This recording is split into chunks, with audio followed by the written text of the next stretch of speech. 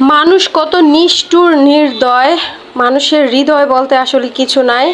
এই যে লোকটা শুয়ে আছে অচেতন অবস্থায়, খুবই গরিব মানুষ।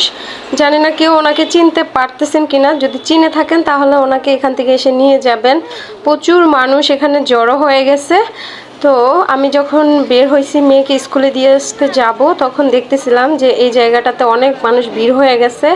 তো এই লোকটাকে এই জায়গায় শোয়ায় রাখছে, উনি খুবই অচেতন অবস্থায় আছে।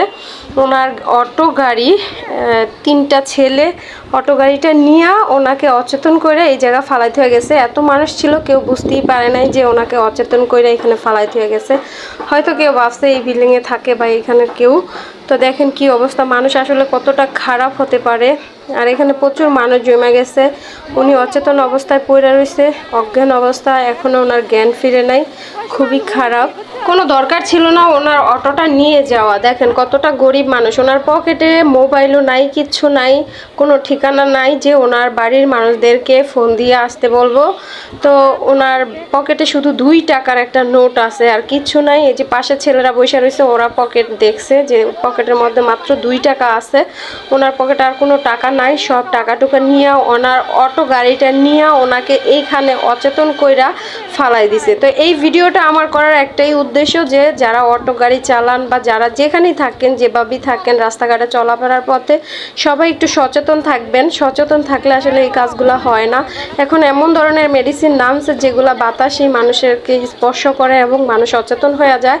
তো খুবই খারাপ অবস্থা, দেখেন কি কষ্ট লাগে। মহিলাদেরকে বেশিরভাগ টার্গেট করে। মহিলারা তো যখন বাসে অটোতে যায় বা রাস্তাঘাটে বাজার করতে যায়, তখন দেখবেন যে অন্য মহিলারা আইসে আপনার হাতে ধরে বা অন্য কোনো একটা মেডিসিন দিয়ে অজ্ঞান করে ফেলায়।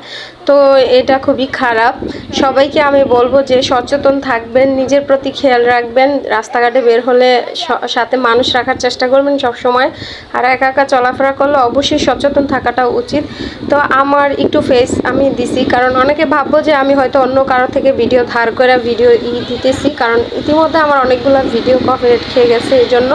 তো দেখেন এখানে প্রচুর মানুষ জমে গেছে, অনেক মানুষ, কিন্তু লোকটার এখনও জ্ঞান ফিরে নেই। অনেক সময় প্রায় 1 ঘন্টা ধরে উনি এই জায়গায় আছে। অনেক ছেলেরা ওনাকে জ্ঞান ফেরানোর জন্য ট্রাই করছে, কিন্তু ওনার জ্ঞান এখনও ফিরে নাই। তো উনি এখানেই অচেতন অবস্থায় শুয়ে রয়েছে। আশেপাশে অনেক মহিলারা জড়ো হয়ে গেছে।